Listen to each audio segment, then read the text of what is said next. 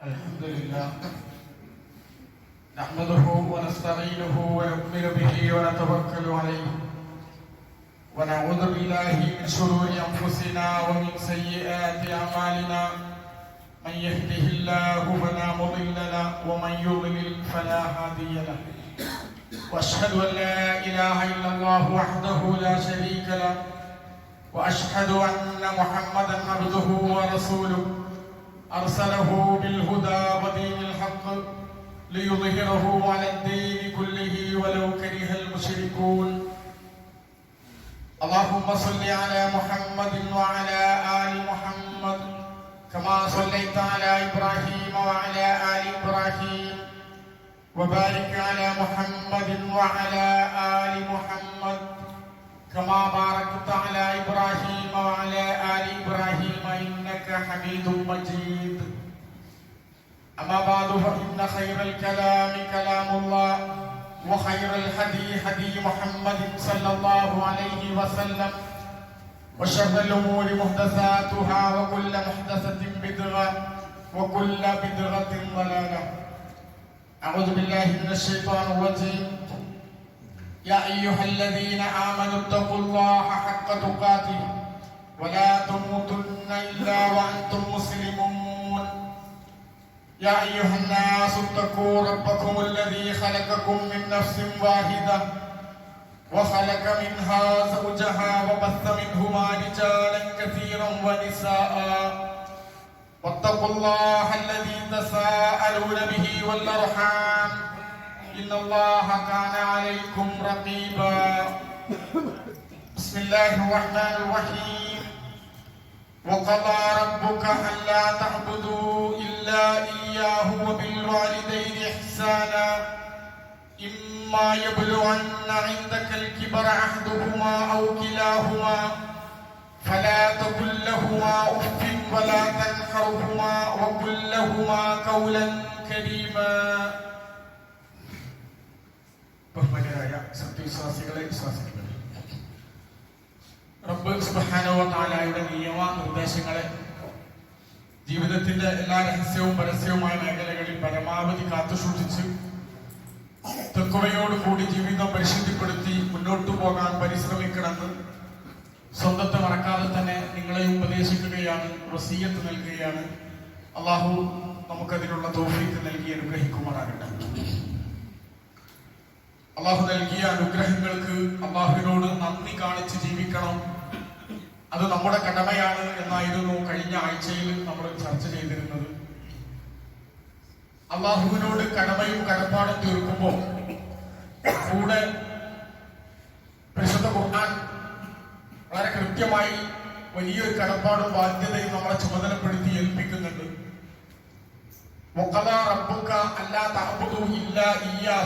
എന്നെയല്ലാതെ ആരാധിക്കാൻ പാടില്ല എന്ന് നിങ്ങൾക്കൊരു നിയമമാക്കി നിബന്ധനയാക്കി ഞാൻ വെച്ചിരിക്കുന്നു എന്ന് പറയുന്നിടത്ത് പലയിടത്തും അതിന്റെ തൊട്ടടുത്ത് അല്ലാഹു വിശ്വാസികളായ ആളുകളെ ത്വര്യപ്പെടുത്തുന്ന ബോധ്യപ്പെടുത്തുന്ന ഒരു ഉത്തരവാദിത്തമാണ് വബിൽ വാലിദൈനി ഇഹ്സാന. മാതാപിതാക്കളോട് അവൻ ഇഹ്സാൻ ചെയ്യണം, നല്ല രീതിയിൽ വർത്തിക്കണമെന്ന്. ഇഹ്സാൻ എന്ന പദം തന്നെ ജിബ്രീൽ അലൈഹിസ്സലാത്തു വസ്സലാമാണ് പ്രവാചകന്റെ അടുക്കൽ വന്നിട്ട് മതം പഠിക്കാൻ വേണ്ടി വന്നിരിക്കുകയും തന്റെ കൂടെ ഇരിക്കുന്ന സഹാബികൾക്ക് മതം പഠിപ്പിക്കാൻ വേണ്ടി ജിബ്രീൽ വ്യത്യസ്തമായ ചോദ്യങ്ങൾ ചോദിക്കുകയും ഈമാനും പ്രവാചകത്വവും കിതാബും മലായിക്കത്തും ഒക്കെ ചോദിച്ച് അവസാനം മൽ ഇഹ്സാനു യാ റസൂലല്ലാഹ് എന്ന് ചോദിക്കുന്നുണ്ട്. എന്താണ് ഇഹ്സാൻ നബിയെ? സല്ലല്ലാഹു അലൈഹി വസല്ലം തങ്ങൾ പറഞ്ഞു കൊടുക്കുന്നുണ്ട്, നിന്റെ റബ്ബ് നിന്നെ കാണുന്നുണ്ട് എന്ന നിലയ്ക്ക് നീ നന്മ പ്രവർത്തിക്കലാണ്. നീ അല്ലാഹുവിനെ കാണുന്നില്ലെങ്കിലും അല്ലാഹു കാണുന്നുണ്ട് എന്ന നിലയ്ക്ക് നന്മ പ്രവർത്തിക്കുന്നതിനാണ് ഇഹ്സാൻ എന്ന് പറയുന്നത്. മാതാപിതാക്കളെ പരിഗണിക്കണം, പരിചരിക്കണം എന്ന് പറഞ്ഞെടുത്ത് അല്ലാഹു ആ പദമാണ് എടുത്തു ധരിച്ചിട്ടുള്ളത്. വബിൽ വാലിദൈനി ഇഹ്സാന. മാതാപിതാക്കൾക്ക് നിങ്ങൾ ഇഹ്സാൻ ചെയ്യണം. ഒന്നാമത്തെ ക്ലാസ് മുതൽ, ചെറുപ്പം മുതൽ നമ്മൾ പഠിച്ചു മനസ്സിലാക്കി പോകുന്ന ആളുകളാണ്. അതുകൊണ്ട് തന്നെ നമ്മുടെ ഏരിയകളിലൊക്കെ തന്നെ മറ്റു പ്രദേശങ്ങളിൽ ഉള്ളതുപോലെയുള്ള വൃദ്ധസദനങ്ങളുടെ കുമിഞ്ഞു കയറ്റം നമ്മൾ കാണുന്നില്ല. പക്ഷെ അല്ലാഹു സുബ്ഹാനഹു വ തആല ഇതിൽ പ്രത്യേകം എടുത്തു പറഞ്ഞ ഈ ആയത്തിൽ നമ്മളെപ്പോഴും കേട്ടു പരിചയമുള്ളതാണ്. 5 ഉപദേശമാണ് വിശ്വാസികളായ ആളുകൾക്ക് നൽകുന്നത്. ഒന്ന്, അല്ലാഹുവിനെ മാത്രമേ നിങ്ങൾ ആരാധിക്കാൻ പാടുള്ളൂ. അത് തീരുമാനമാക്കിയ നിങ്ങൾക്ക് പിന്നീട് ഞാൻ നൽകുന്നത് നിങ്ങൾ മാതാപിതാക്കളോട് ഇഹ്സാൻ ചെയ്യണം. അതെപ്പോഴാണ്?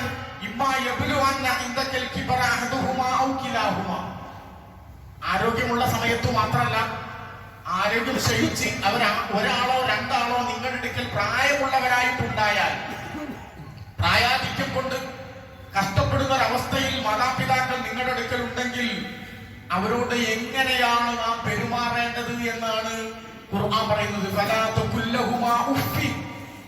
പല തവണ ആവർത്തിച്ച് കേട്ടു പരിചയപ്പെട്ട ഒരു ആയത്താണ്. അവരോട് ഛേ എന്നൊരു വാക്കുപോലും നിങ്ങൾ പറയരുത്. അഥവാ പദം കൊണ്ട് അല്ലെങ്കിൽ നിന്റെ ആംഗ്യ ഭാഷ കൊണ്ട്, ശരീരത്തിന്റെ നിന്റെ പ്രയോഗം കൊണ്ട് അവർക്ക് വിഷമമുണ്ടാക്കുന്ന ഒരു അക്ഷരം പോലും നിന്റെ ഭാഗത്തുനിന്ന് ഉണ്ടാകാൻ പാടില്ല. ഫലാ തൻഹറുഹുമ, അവരോട് കയർത്ത് സംസാരിക്കാൻ പാടില്ല. വഖുല്ലഹുമ ഖൗലൻ കരീമ, ഒറ്റ ആയത്തിൽ തന്നെ അല്ലാഹു പറയാണ് അവരോട് ഛേ എന്ന് പറയരുത്, കയർത്തു സംസാരിക്കരുത്, മാന്യമായാണ് അവരോട് പെരുമാറേണ്ടത്. കേൾക്കാനും പറയാനൊക്കെ നല്ല എളുപ്പമുള്ള പദപ്രയോഗങ്ങളാണ്, പലവട്ടം നമ്മൾ കേട്ടതാണ്. പക്ഷെ ഈ സമൂഹത്തിന്റെ ഇടയിലേക്ക്, നമ്മുടെ വീട്ടിലേക്ക്, നമ്മുടെ അയൽപ്പക്കത്തേക്ക്, നമ്മുടെ കുടുംബത്തിൽ രോഗികളായി കിടക്കുന്ന രക്ഷിതാക്കളുടെ ഉത്തരവാദിത്തപ്പെട്ട ആളുകളിലേക്കൊക്കെ നമ്മൾ കടന്നു ചെല്ലുമ്പോ ഖുർആൻ എത്രമാത്രം നമ്മെ ഉത്ബോധിപ്പിച്ച ഒരു കാര്യത്തിൽ നമ്മൾ എവിടെയാണ് ഉള്ളത് എന്ന് ആലോചിക്കുമ്പോ അതിനുത്തരം പറയേണ്ട കിടപ്പിലായ രക്ഷിതാവ് അവരുടെ മക്കളെ കുറിച്ച് പരാതി പറയുമ്പോ ഇത് ഗൗരവമുള്ള വിഷയമാണ് എന്ന് നമുക്ക് ബോധ്യം വരും. പാലിയേറ്റീവിന്റെ ഹോം കെയറിലോ IMP-യുടെ പ്രവർത്തനത്തിലോ മറ്റു ജീവകാരുണ്യ രംഗത്തൊക്കെ പരിസരത്ത് കിടപ്പിലായ രോഗികളെ സന്ദർശിക്കുന്ന ആളുകൾ ഒരല്പനേരം അവർക്കൊന്ന് ചെവി കൊടുക്കാൻ തയ്യാറായാൽ അല്ലാഹു ഈ പറഞ്ഞതിന്റെ ഗൗരവം നമുക്ക് ബോധ്യം വരും. വേണ്ട, 65 കഴിഞ്ഞ് 70-ലേക്കോ 75-ലേക്കോ ഒക്കെ എത്തി നിൽക്കുന്ന മാതാവിനെയോ പിതാവിനെയോ പ്രായമുള്ള നമ്മുടെ സഹോദരങ്ങൾ പള്ളിയിലും പരിസരത്തും കടകളിലും ഒക്കെ കാണുന്ന ആളുകളെ ഒന്ന് അടുത്തിരുന്നിട്ട് സ്വസ്ഥമായിട്ട് അവരുടെ ജീവിത ശൈലിയെ കുറിച്ച്, അവർക്ക് വീട്ടിൽ നിന്ന് അവരുടെ മക്കളിൽ നിന്ന് കിട്ടുന്ന പരിചരണത്തെ കുറിച്ചൊന്ന് കുശലാന്വേഷണം നടത്തിയാൽ നമുക്ക് ബോധ്യം വരും അല്ലാഹു സുബ്ഹാനഹു വ തആല വെറുതെ പറഞ്ഞതല്ല ഇത്. ഈ പ്രായത്തിൽ അവർക്ക് കിട്ടേണ്ടത് കിട്ടുന്നില്ല എന്ന പരാതിയിലാണ് 99% രക്ഷിതാക്കളും ഉള്ളത് എന്ന്. അത് ബോധ്യം പറയാൻ അവർക്കൊന്ന് ചെവി കൊടുക്കാനുള്ള ഒരു സമയം നമ്മൾ കണ്ടെത്തിയാൽ മതി. അവിടെ നമുക്ക് കൃത്യമായ ബോധ്യമുണ്ട് അല്ലാഹു സുബ്ഹാനഹു വ തആല പറഞ്ഞത് സമൂഹത്തിൽ നടക്കണില്ല. ഏറ്റവും കൂടുതൽ കയർത്ത് സംസാരിക്കുന്നത് മാതാവിനോടോ പിതാവിനോടോ ആയിരിക്കും. നല്ല ഭാഷ പ്രാവീണ്യമുണ്ട്, നല്ല കഴിവുണ്ട്, യോഗ്യതയുണ്ട്, വിദ്യാഭ്യാസ യോഗ്യതയുണ്ട്, എല്ലാം തികഞ്ഞവരാണ്. പക്ഷെ വീട്ടിൽ അവന്റെ മാതാപിതാക്കളോട് അവൻ ഇടപഴകുന്ന വിഷയത്തിൽ പൂർണ്ണമായും പരാജയപ്പെട്ട ഒരു സമൂഹത്തെ നമുക്ക് കാണാൻ പറ്റും. വളരെ വിരലെണ്ണാവുന്ന ആളുകൾ മാത്രമേ ഞാൻ ഉദ്ദേശിച്ചതുപോലെ എന്റെ മക്കള്, ഞാൻ ഉദ്ദേശിച്ചതുപോലെയുള്ള പരിചരണം എനിക്ക് കിട്ടുന്നുണ്ട് എന്ന് പറയുന്ന രക്ഷിതാക്കൾ വളരെ കുറഞ്ഞ ആളുകളെ നമുക്ക് കാണാൻ പറ്റും. ബാക്കിയുള്ളവരൊക്കെ തന്നെ വലിയ പ്രതീക്ഷയിൽ, വലിയ സ്വപ്നങ്ങൾ നെയ്തുകൊണ്ട് വളർത്തിക്കൊണ്ടുവന്ന മക്കളിൽ നിന്ന് കിട്ടുന്ന അവഗണന വളരെ വലുതാണ്. വൃദ്ധസദനത്തെക്കാൾ പ്രയാസകരമായ വീടുകളായി നമ്മുടെ വീടിന്റെ അകത്തളങ്ങൾ മാറിയിട്ടുണ്ടോ എന്ന് സംശയിക്കണം. അതിന് മാത്രം ദുരന്തപൂർണമായ റിപ്പോർട്ടുകളാണ് ഇതുപോലെ കിടപ്പിലായ രോഗികളുടെ അടുക്കൽ ചെല്ലുമ്പോൾ നമുക്ക് കിട്ടുന്നത്. നമ്മൾ എന്താണ് ഇതിൽ പാഠമാക്കേണ്ടത്? ഞാൻ എവിടെയാണ് ഈ വിഷയത്തിലുള്ളത്? എന്റെ കുടുംബം എവിടെയാണുള്ളത്? എന്റെ സഹോദരങ്ങൾ എവിടെയാണുള്ളത് എന്ന ഒരു ആലോചന അനിവാര്യമാണ്. നമ്മളൊക്കെ പ്രായമുള്ള ആളുകളും രക്ഷിതാക്കൾ ഉള്ളവരും മക്കളും സഹോദരിമാരും ഒക്കെയാണ്. നമുക്കൊക്കെ പരിചരിക്കേണ്ട ഒരുപാട് ഘട്ടങ്ങൾ, നമ്മളൊക്കെ അനുഭവിക്കേണ്ട ഒരുപാട് ഘട്ടങ്ങൾ കഴിഞ്ഞു പോയിട്ടുണ്ട്, ഇപ്പൊ നിലവിലുണ്ട് പലയിടത്തും. ഇവിടെയൊക്കെ അല്ലാഹു സുബ്ഹാനഹു വ തആല നമ്മളോട് പറയുന്നത് അവർക്ക് ഇഹ്സാൻ ചെയ്യണം, നന്മ ചെയ്യണം. അല്ലാഹു കാണുന്നുണ്ട് എന്ന നിലയ്ക്ക് നന്മ ചെയ്യണം. മാത്രമല്ല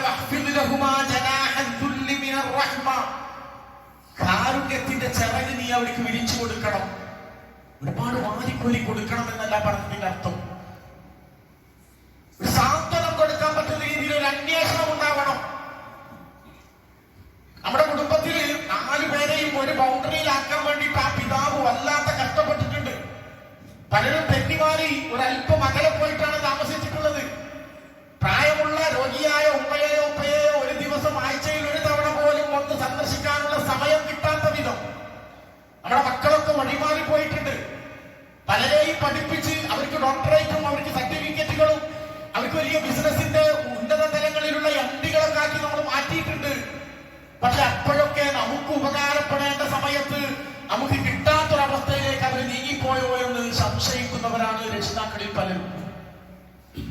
ദുർഘടമെന്ന് പ്രയാസമെന്ന് പലപ്പോഴും പുറത്തു പറയാൻ പറ്റാത്ത വിധം തന്റെ മക്കളെ കുറിച്ച് ഞാൻ എങ്ങനെ പരാതി പറയുമെന്നുള്ള നിലക്ക് അടങ്ങി ഒതുങ്ങി ക്ഷമയോടുകൂടി വ്യസനത്തോടുകൂടി കഴിയുന്ന ആളുകളാണ് 60 കഴിഞ്ഞ പലരും. തുറന്നു പറയാൻ അവർക്ക് പ്രയാസമുണ്ട്. പലപ്പോഴും മൗലവിമാരോട് പറയും, പ്രാർത്ഥിക്കണം. ഉദ്ദേശിച്ചതുപോലെ എന്നുള്ള ഒരു പരിഗണന നമുക്ക് കിട്ടുന്നില്ല. അവിടെയാണ് അല്ലാഹു പറഞ്ഞത്, കാരുണ്യത്തിന്റെ ചിറക് നീ അവർക്ക് വിരിച്ചു കൊടുക്കണം. അവരുടെ അടുക്കൽ പോയിട്ട് രോഗികളാണെങ്കിൽ ഒന്ന് പോയിട്ടൊന്ന് സാന്ത്വനത്തോടു കൂടി ഒന്ന് തല തടവി കൊടുത്താൽ തന്നെ അവരുടെ രോഗം മാറും. ഭക്ഷണം കഴിച്ചോന്ന് ചോദിച്ചാൽ മതി, രോഗം മാറും. പക്ഷെ 4 ദിവസമായിട്ട് ആ പരിസരത്തേക്ക് ചെന്നിട്ടില്ല. അവന് ന്യായീകരണമുണ്ട്, അവന് ഒരുപാട് ബിസിനസ് ഉണ്ട്, അവൻ നോക്കാൻ ഒരാളെ ഏൽപ്പിച്ചിട്ടുണ്ട്, ഒരു യൂറോപ്യൻ ക്ലോസറ്റ് അവിടെ ഉണ്ടാക്കി കൊടുത്തിട്ടുണ്ട്. വേറെ ആരോ ഉണ്ട് അവിടെ. ദൗർഭാഗ്യകരമെന്ന് പറയട്ടെ, ഇതുപോലത്തെ മെമ്പറുകളിൽ നിന്ന് പറയാൻ പ്രയാസമുള്ള തരത്തിലാണ് നമ്മുടെ സമൂഹത്തിന്റെ അവസ്ഥയുള്ളത്. ആരെ നമ്മൾ പ്രായമുള്ള ഉമ്മയെയും ഉപ്പയെയും ഏൽപ്പിച്ചതെന്ന് അറിയോ? ഒരു ഉത്തരവാദിത്വവും ഇസ്ലാം ഏൽപ്പിക്കാത്ത ഏറ്റവും ചെറിയ മകന്റെ മരുമകളെയാണ് നമ്മൾ ഉത്തരവാദിത്വം ഏൽപ്പിച്ചിട്ടുള്ളത്. ഉത്തരവാദിത്വം അവർക്കാണ് നമ്മുടെ ധാരണ. പല വീടുകളിലും ചെറിയ മകൻ, അത് മക്കളുണ്ടെങ്കിൽ 3 ആളും പല സ്ഥലത്തും പോയിട്ട് അഭിവൃദ്ധി പ്രാപിച്ച് ചെറിയ മകനെ ഉമ്മനിപ്പടി നോക്കാൻ വേണ്ടി നമ്മൾ നാട്ടിൽ നിർത്തി. എന്നിട്ട് അവനൊന്നും ഉയർച്ച ഉണ്ടായതുമില്ല. അവൻ ഉമ്മനിപ്പടി നോക്കാനാക്കി. അവൻ കല്യാണം കഴിച്ചു കൊണ്ടുവന്ന വേറൊരു വീട്ടിലുള്ള ഒരു സഹോദരിയെ, ഒരു ചെറിയ പെൺകുട്ടിയെയാണ് ഈ വീടിന്റെയും ഈ തറവാടിന്റെയും ഈ രോഗിയായ ഉമ്മയുടെയും ഉപ്പയുടെയും ചുമതല ഏൽപ്പിച്ചത് എന്ന് ദൗർഭാഗ്യകരമായി നമ്മൾ പറയേണ്ടിയിരിക്കുന്നു. യഥാർത്ഥത്തിൽ ഉത്തരവാദിത്തം ആർക്കാണുള്ളത്? മക്കളായ നമുക്കാണ്.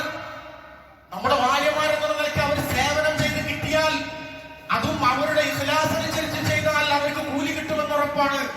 പക്ഷേ നമ്മൾ കാണുന്ന പലരും ഒരു നിർബന്ധ സാഹചര്യത്തിൽ പ്രയാസപ്പെട്ടുകൊണ്ട് പരിചരിക്കുന്ന ഒരവസ്ഥയാണ് പല വീടുകളിലും ഉള്ളത്. അത് തന്നെയാണ് രോഗികളായി കിടക്കുന്ന ഉമ്മയുടെയും ഉപ്പയുടെയും വേദനാദിയും നമ്മൾ കേൾക്കേണ്ടി വരുന്നത്. പലരും എങ്ങനെയെങ്കിലും ഒന്ന് മരിച്ചു കിട്ടിയാൽ മതിയായിരുന്നു, ഇവരുടെ ഇടയിൽ ജീവിച്ചുകൂടാ എന്ന് പറയുന്നിടത്തേക്ക് കാര്യങ്ങൾ എത്തിയിരിക്കുകയാണ്. അതൊന്ന് സന്ദർശിക്കുമ്പോ നമുക്ക് അവരുടെ അടുക്കൽ നിന്നൊന്ന് ചോദിച്ച് മനസ്സിലാക്കിയാൽ ബോധ്യം വരും. ഇവിടെയാണ് നമ്മൾ എവിടെയാണുള്ളത്, നമ്മൾ കിടക്കേണ്ടി വന്നാൽ നമ്മുടെ മക്കളുടെ അവസ്ഥ എന്തായിരിക്കുമെന്നൊക്കെ. പരിശുദ്ധ ഖുർആനിന്റെയും പ്രവാചക അധ്യാപനങ്ങളുടെയും പരിസരത്ത് നിന്നുകൊണ്ട് നമ്മൾ വീക്ഷിക്കേണ്ടത്. അവർക്ക് ചിറക് വിരിച്ചു കൊടുക്കണം എന്ന് പറഞ്ഞതിന്റെ അർത്ഥം അവർക്ക് വേണ്ട സൗകര്യങ്ങളൊക്കെ ചെയ്തു കൊടുക്കണം. എത്രത്തോളം പരിശുദ്ധ ഇസ്ലാം പറഞ്ഞു, അവർ നിങ്ങൾ ഉദ്ദേശിച്ചതുപോലെ അല്ലാഹുവിനെ കൃത്യമായി വിശ്വസിക്കുന്ന, ആദർശപരമായി നിങ്ങളോട് യോജിക്കുന്ന ആളല്ലെങ്കിൽ പോലും അവരോട് ആദർശ രംഗത്തും മാത്രമേ നിങ്ങൾ മാറി നിൽക്കാൻ പാടുള്ളൂ. ബാക്കിയുള്ളതൊക്കെ ചെയ്തു കൊടുക്കണം.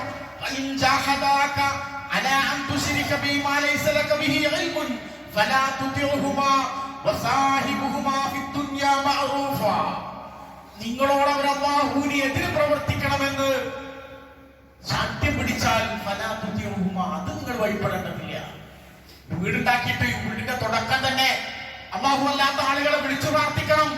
അതെന്റെ തീരുമാനമാണെന്ന് വാപ്പ പറഞ്ഞാല് അതിപ്പോ വാപ്പാനെ ഒഴിവാക്കിയിട്ട് ഇപ്പൊ ഉടക്കൊന്നും ചെയ്യാൻ വയ്യാന്ന് പറയരുത്. കാരണം അത് അല്ലാഹുമായിട്ടുള്ള കരാറാണ്. ബാക്കിയുള്ളിടത്തൊക്കെ നിങ്ങൾക്ക് മാന്യമായ പരിചരണം കൊടുക്കേണ്ടതുണ്ട്. ദുനിയാവിൽ അറിയപ്പെട്ട പരിഗണന, പരിചരണം അത് നിങ്ങൾ കൊടുക്കണം. പക്ഷെ അല്ലാഹുവിനെതിരെ പറഞ്ഞാൽ അത് മാത്രം നിങ്ങൾ അനുസരിക്കരുത്. അല്ലാഹു പറഞ്ഞു, നിങ്ങൾ ചെയ്തു കൊടുക്കുക മാത്രം ചെയ്താൽ പോരാ, അവർക്ക് വേണ്ടി പ്രാർത്ഥിക്കുക. കമാ റബ്ബയാനി സഗീറ. പ്രാർത്ഥിക്കണം എന്ന് പറഞ്ഞ് നിർത്തിയില്ല. എന്താണ് നിങ്ങൾ പ്രാർത്ഥിക്കേണ്ടത്, അതിന്റെ പദമേതാ, അതുപോലും അല്ലാഹു പറഞ്ഞു. അതെന്തിനാ പറഞ്ഞത്? നീ എങ്ങനെയായിരുന്നു ജനിച്ച സമയത്തുണ്ടായിരുന്നത് എന്ന് കൃത്യമായ ബോധ്യം വരുത്താണ് എന്നെ. അല്ലാഹുവേ റബ്ബിർഹംഹുമാ, അവർ രണ്ടുപേർക്കും നീ റഹ്മത്ത് ചെയ്യണേ, കരുണ ചെയ്യണേ, അവരോട് കാരുണ്യം കാണിക്കണേ. കമാ റബ്ബയാനി സഗീറ, ഞാൻ ചെറുതായിരുന്നപ്പോ എന്നോട് കാരുണ്യം കാണിച്ചതുപോലെ. അല്ലാതെ ഞാൻ തിരക്കിലാണ്, ഞാൻ ദുബായിലാണ്, ഞാൻ UK-യിലാണ്, എനിക്കതിനൊന്നും സൗകര്യമില്ല, പഠിച്ചോനെ എനിക്ക് എന്തെങ്കിലും ചെയ്തു കൊടുക്കുന്നു പറയാനല്ല. എനിക്ക് ചെയ്യാൻ പറ്റുന്നതിന്റെ പരമാവധി ഞാൻ ചെയ്തു കൊടുത്തിട്ടുണ്ട്. പാക്ക് വേണ്ടി ഞാൻ ലീവ് എടുത്തു പരിചരിച്ചുകൊണ്ടിരിക്കുകയാണ്. അപ്പോഴാണ് 5 നേരം നിസ്കരിച്ചിട്ട് അള്ളാഹുവോട് പറയുന്നത് റബ്ബിർഹംഹുമാ കമാ റബ്ബയാനി സഗീറ. തീരെ അങ്ങോട്ട് തിരിഞ്ഞു നോക്കാതെ, ഒന്നും ശ്രദ്ധിക്കാതെ പ്രാർത്ഥിച്ചത് കൊണ്ട് മാത്രം കാര്യമില്ല. അതുകൊണ്ടാണ് ആ പ്രാർത്ഥനയുടെ പദം തന്നെ ഖുർആൻ നമ്മെ പഠിപ്പിച്ചത്, അല്ലാഹു നമ്മെ പഠിപ്പിച്ചത്. നിനക്ക് ചെയ്യാൻ പറ്റുന്നതിന്റെ പരമാവധി സേവനങ്ങളും കാരുണ്യം നീ ചെയ്തു കൊടുക്കണം. എന്നിട്ട് വേണം നീ അവരോട് പ്രാർത്ഥിക്കാൻ പറയാൻ. ഇന്ന് പല വീടുകളിലും നമ്മുടെ രക്ഷിതാക്കൾ വളരെ ദുർഘടമായ ഒരു അവസ്ഥയിലാണ്. പരിഗണനയില്ല. അത് വീടിന്റെയും കുടുംബത്തിന്റെയും ഒക്കെ ചില പശ്ചാത്തലങ്ങളാണ് അവിടത്തേക്ക് നമ്മൾ എത്തിച്ചത്. പലരും പരാതി പറയുന്നു, വീട്ടിലെനിക്കൊരു പരിഗണനയില്ല. ഒരുപാട് കഠിനാധ്വാനം ചെയ്ത് വലിയ സംവിധാനങ്ങളൊക്കെ ഏർപ്പെടുത്തി ഇന്നവർ ആ വീട്ടിലെ ഒരു ജോലിക്കാരന്റെ അവസ്ഥയാണുള്ളത്. മക്കളും ഉമ്മയും പറയുന്നത് കേൾക്കുന്ന, അവർക്ക് രാവിലെ മീൻ വാങ്ങി കൊണ്ടുവന്ന് കൊടുക്കുന്ന, അവരുടെ മക്കളെ സ്കൂളിലേക്ക് കയറ്റിവിടാൻ പറ്റുന്ന, എന്നാൽ വീട്ടിലെയോ കുടുംബത്തിലെയോ ഒരു കാര്യവും കൂടി ആലോചിച്ച് ഒരു നേതൃത്വം കൊടുക്കാത്തൊരു അവസ്ഥ നമ്മുടെ കുടുംബങ്ങളിലൊക്കെ ഉണ്ട്.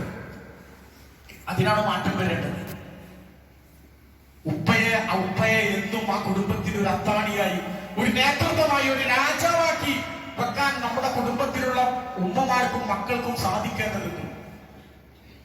ഉമ്മ മക്കൾ വലുതായി വരുമ്പോ, മക്കൾക്ക് സാമ്പത്തിക സ്രോതസ്സൊക്കെ കൂടി വരുമ്പോ ഒരല്പം ഉപ്പയിൽ നിന്ന് മാറി മക്കളുടെ ഭാഗത്തേക്ക് ഇങ്ങനെ ചാടി ചാടി പോകുന്ന ഒരു സ്വഭാവം നമ്മുടെ വീടുകളിലൊക്കെ നമുക്ക് കാണാൻ പറ്റും. യഥാർത്ഥത്തിൽ ഉപ്പയോടുകൂടെ എപ്പോഴും കട്ടക്ക് നിൽക്കേണ്ട ആളാണ് ഉമ്മ.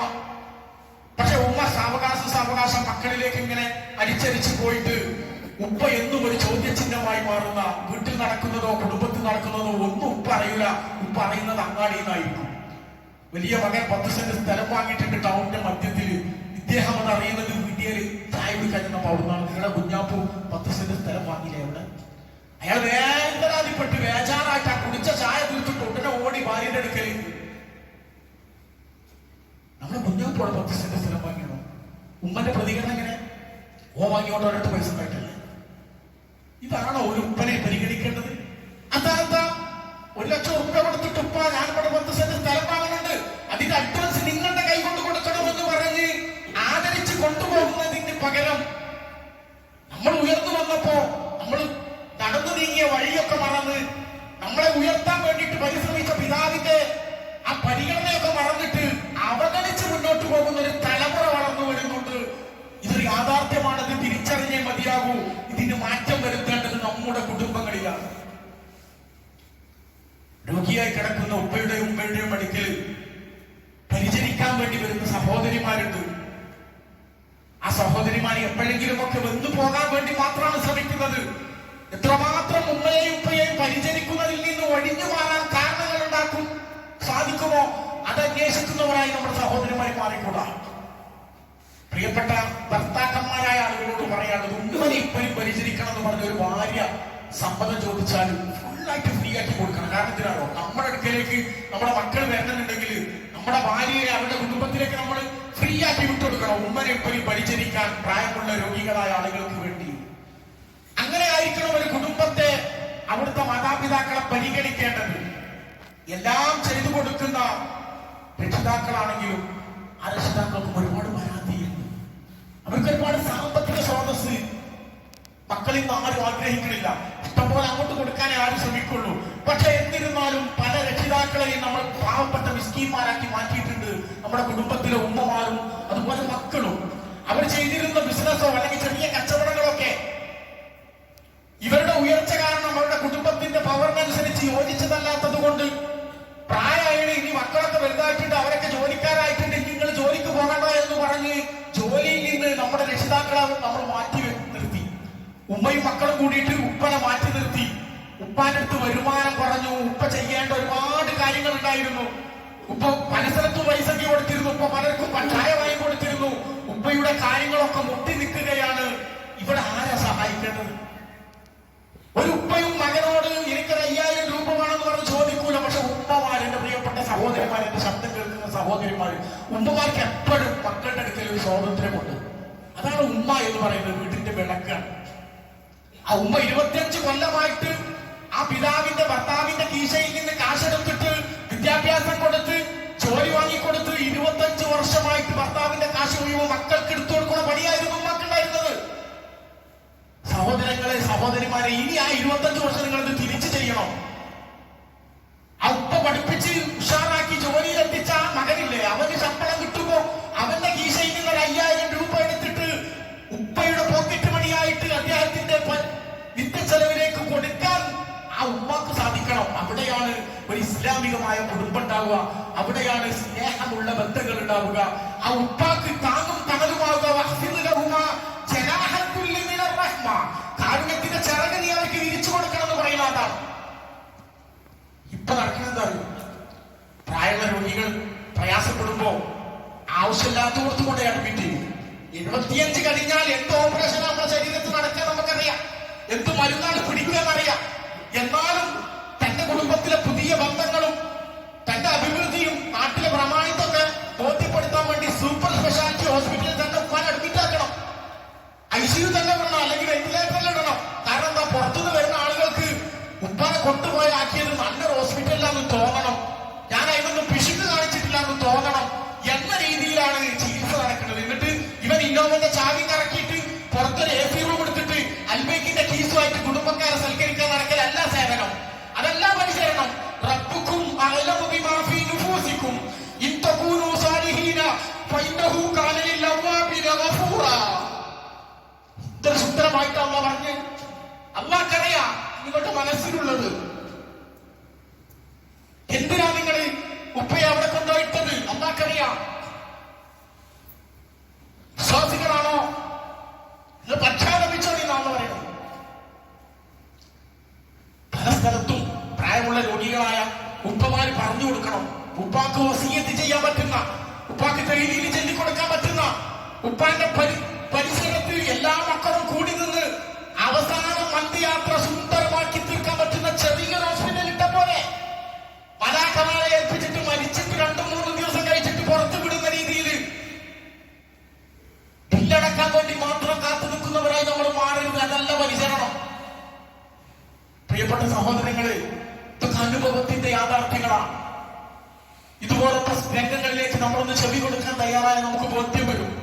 തിരുത്തേണ്ടത് നമ്മുടെ രക്ഷിതാക്കളും മക്കളും ഉമ്മയും അടങ്ങുന്ന കുടുംബത്തിന്റെ പ്രധാനപ്പെട്ട നെടുന്തൂണുകളായ നമ്മളാണ്. തിരുത്തിയാൽ നമുക്ക് സന്തോഷകരമായ ഒരു കുടുംബജീവിതവും അല്ലാഹുവിൽ നിന്നുള്ള പ്രീതിയും ഉണ്ടാകും. സ്വർഗം ഉമ്മയുടെ കാഴ്ചവെട്ടിലാന്ന് പറയുന്ന ഒരു ഹദീസ്, അത് ദുർബലമായ ഒരു ഹദീസാണ്.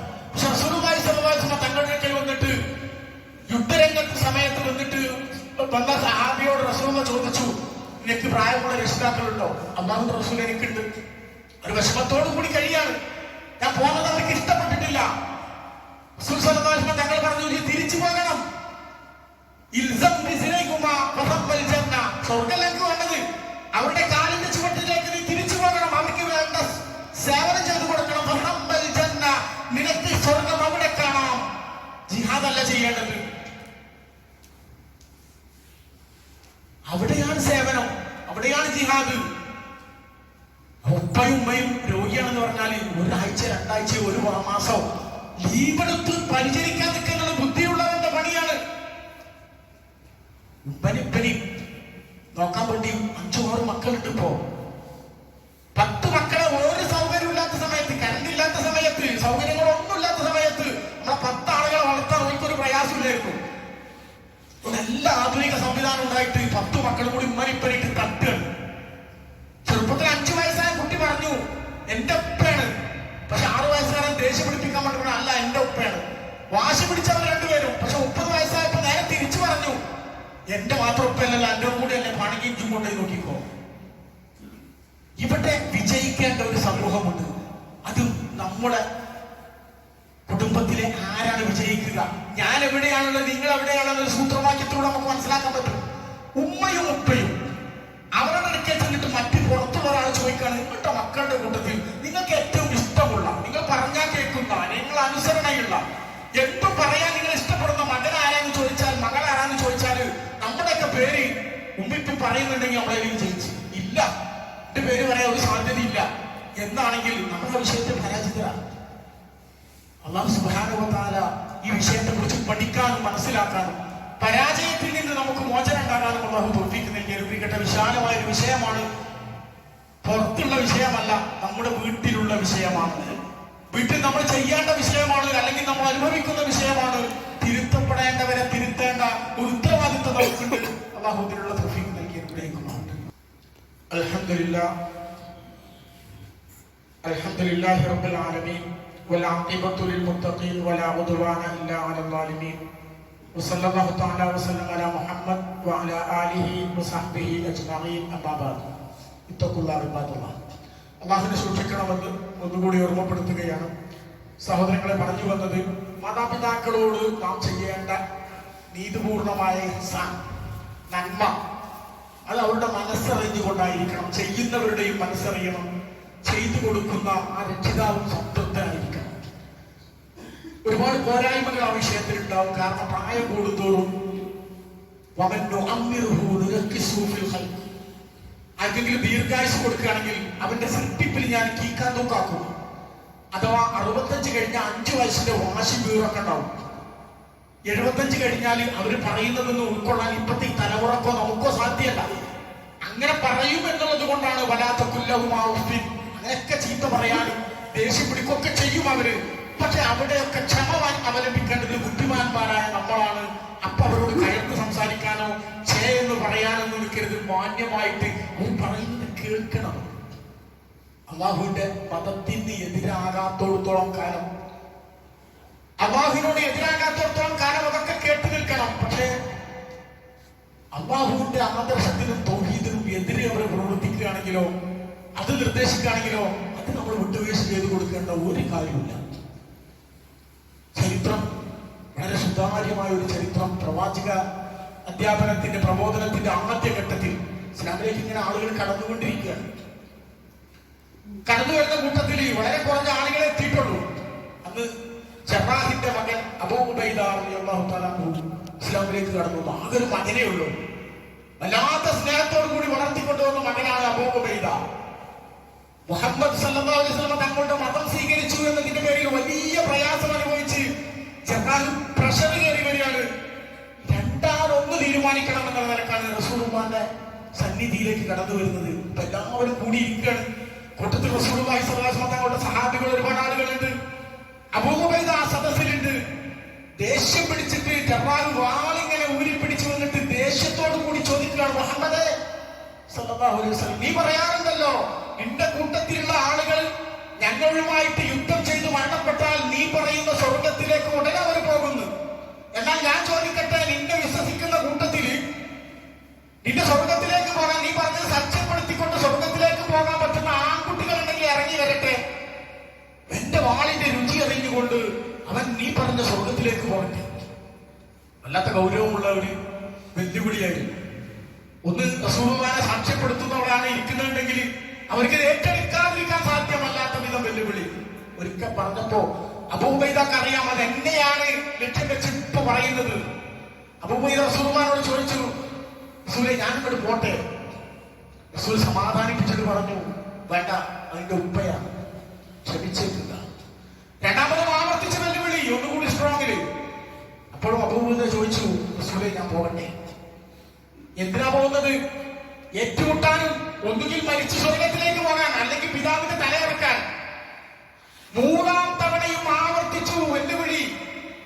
റസൂലുള്ളാഹി സമ്മതിച്ചിട്ടില്ല. പക്ഷെ അബൂ ഉബൈദ എന്ന് പറയുന്ന സഹാബി ചാടി എണീറ്റുകൊണ്ട് പിതാവിനോട് ഏറ്റുമുട്ടാൻ പോയി. ഏറ്റുമുട്ടിയെന്ന് മാത്രമല്ല, ആ പിതാവിന്റെ തലയറുത്തു. ആ വാളുമായിട്ട് റസൂലുള്ളാഹിന്റെ സന്നിധിയിലേക്ക് നടന്നു വന്നിട്ട് അസ്സലാമു അലൈക്കും യാ റസൂലല്ലാഹ് എന്ന് സലാം പറഞ്ഞു. എല്ലാവരും സ്തബ്ധരായി നോക്കി നിൽക്കുകയാണ്. തന്നെ ജനിപ്പിച്ച് വളർത്തിക്കൊണ്ടുവന്ന് തന്നെ പരിചപിടിക്കാൻ പഠിപ്പിച്ച, തന്നെ വാളെടുക്കാൻ പഠിപ്പിച്ച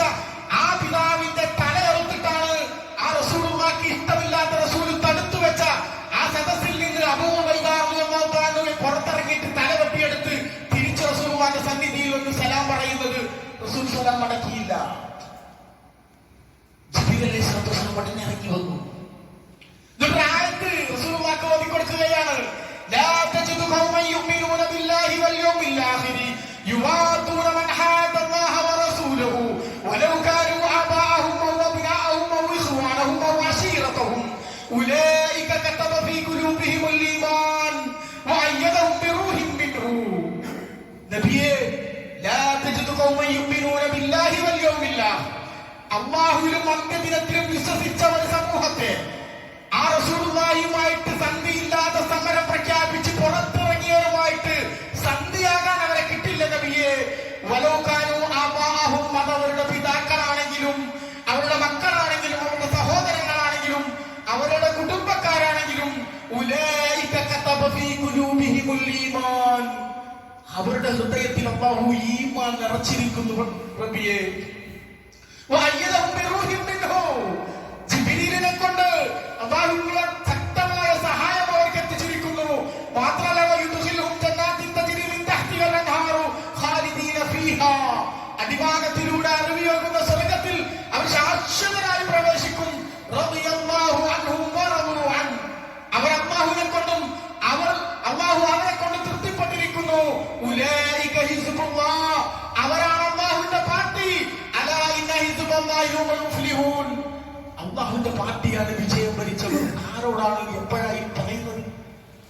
അല്ലാഹുവിന്റെ റസൂൽ തടുത്തു വെച്ചിട്ട് സ്വന്തം പിതാവിന്റെ തലയെടുത്ത് ആദർശത്തിന്റെ പേരിൽ തലയെടുത്ത് കൊണ്ടുവന്ന സഹാബിയെ പുകഴ്ത്തിയിട്ടാണ് പരിശുദ്ധ ഖുർആൻ ഇറങ്ങുന്നത്. അവർ അല്ലാഹുവിന്റെ പാർട്ടിയാണ്. ആദർശ രംഗത്ത് ഒരു വിട്ടുവീഴ്ചയില്ല. എന്നാൽ ബാക്കിയുള്ളിടത്തൊക്കെ അവർ പറയുന്നതൊക്കെ കേട്ട് ക്ഷമിച്ച് സഹിച്ച് അല്ലാഹുവിന്റെ അടുക്കൽ സ്വർഗം കിട്ടണമെന്നുള്ളവർക്ക് പരിശീലനം കൊടുത്തേ പറ്റൂ. അത് കിട്ടാതെ പോയി വേദനാദി പറയുന്നതിന്റെ മുമ്പ് എന്റെ പ്രിയപ്പെട്ട 60 കഴിഞ്ഞ രക്ഷിതാക്കളെ, അല്ലെങ്കിൽ മക്കളെ വളർത്തിക്കൊണ്ടിരുന്ന രക്ഷിതാക്കളെ, അത് പറയാതിരിക്കാൻ പറ്റുന്ന ഒരു തലമുറയെ സൃഷ്ടിക്കേണ്ട ഒരു ഉത്തരവാദിത്വം കൂടി നമുക്കുണ്ട്. നമ്മളെല്ലാവരെയും ഡോക്ടർമാരാക്കി കണ്ടമാനം ഹോസ്പിറ്റൽ, ലോകത്ത് ഏറ്റവും കൂടുതൽ ഹോസ്പിറ്റലുകളുള്ളത് എന്ന് വെച്ചപ്പോൾ ഒരു പക്ഷേ കേരളത്തിലായിരിക്കും. എല്ലാവരും എഞ്ചിനീയർമാരാക്കി, വീട് പണിയും ബിൽഡിംഗ് പണിയും കൃത്യമായി നടന്നുകൊണ്ടിരിക്കുന്നു. അതിൽ 4 മക്കളിൽ ആരെങ്കിലും ഒരാളെങ്കിലും തന്റെ മയ്യത്ത് മുന്നിൽ വെക്കുമ്പോ അതിന്റെ പിറകിൽ കൈ കെട്ടിയിട്ട് ആ പിതാവിന് വേണ്ടി ആത്മാർത്ഥമായിട്ട് പ്രാർത്ഥിക്കാൻ പറ്റുന്ന രീതിയിലുള്ള ഒരു കോഴ്സിന് ആരും വിട്ടില്ല. അവസാനം കിടക്കുമ്പോ പരിതപിച്ചതുകൊണ്ട് കാര്യം ഉണ്ടാവില്ല. അതിന്റെ മുമ്പ് എന്ത് വേണം? ഇതുപോലത്തെ തലമുറയെ സൃഷ്ടിക്കാനുള്ള ഒരു പ്രവർത്തനം നമ്മൾ നടത്തിയിരിക്കണം. അതൊരു ഉത്തരവാദിത്തമാണ്. നമ്മുടെ തലമുറയെ രക്ഷപ്പെടുത്തേണ്ടതുണ്ട്. നമ്മുടെ സ്ഥാപനങ്ങളിലൊക്കെ പരിശോധിച്ചാൽ നമ്മുടെ പരിസരത്തുള്ള മക്കൾ വളരെ കുറവാണ്. ഒക്കെ പല ഭാഗത്തുനിന്ന് വന്ന് പഠിച്ചു പോകുന്ന ആളുകളാണ്. പഠിച്ചവർ തന്നെ പലരും വ്യത്യസ്തമായ രീതിയിലേക്ക് റൂട്ടിലേക്ക് തിരിഞ്ഞ് പള്ളിയും മദ്രസയും ഒക്കെ പരിതാപകരമായ അവസ്ഥയിലേക്ക് പോകുമ്പോൾ നമ്മുടെ കുടുംബത്തിൽ നിന്ന് ഒരാളെങ്കിലും, ഒരു മഹലിൽ ഒരു 4 കുട്ടികളെങ്കിലും ഈ ഒരു ഉത്തരവാദിത്വം മുന്നോട്ട് കൊണ്ടുപോകാൻ പറ്റുന്ന തലമുറ ഉണ്ടാകണം എന്നുള്ളൊരു ചിന്ത രക്ഷിതാക്കളായ നമുക്കുണ്ടാവണം. അപ്പോഴേ നമുക്ക് സ്വസ്ഥയോട് സമാധാനത്തോടു കൂടി മരിക്കാൻ പറ്റുള്ളൂ. സഹോദരന്മാർ വന്നിട്ട് ഉപ്പയെ ചീത്ത പറയുമ്പോ അല്ലെങ്കിൽ പരാതി പറയാൻ വരുമ്പോ അരുത്, നിന്റെ മാത്രം ഉപ്പല്ല, എന്റെ കൂടെ ഉപ്പയാണ്. പരാതി പറയാനും തർക്കിക്കാനും പുറത്ത് എന്ന് പറയാൻ പറ്റുന്ന ഒരു മകനുണ്ടായാൽ മതി കുടുംബത്തില്. അതല്ലാതെ ചീത്ത പറയാനല്ല പെങ്ങളാണ്, അതുകൊണ്ട് പെങ്ങളെ കൊണ്ട് മാനിപ്പായി ചീത്ത പറയാൻ തന്നെ വിളിച്ചു വരുത്തുന്ന ആങ്ങളമാരായിട്ട് മാറരുത് നമ്മള്. പല വീടുകളിലെയും ദുരന്തപൂർണമായ അവസ്ഥയാണുള്ളത്. വൃദ്ധസദനങ്ങളെക്കാൾ പരിമിതമായ പ്രയാസപ്പെടുന്ന അടുക്കളകളും സിറ്റൗട്ടുകളുമായി നമ്മൾ മാറിയിട്ടുണ്ട്. ടൈൽസൊക്കെ ഇട്ടിട്ടുണ്ട്, പക്ഷെ അതിന്റെ കുടുസായ ജീവിതമാണ് നമ്മുടെ രക്ഷിതാക്കൾ സഹിച്ചുകൊണ്ടിരിക്കുന്നത്. അല്ലാഹു അതിനൊക്കെ മാറ്റങ്ങൾ വരുത്തിയത്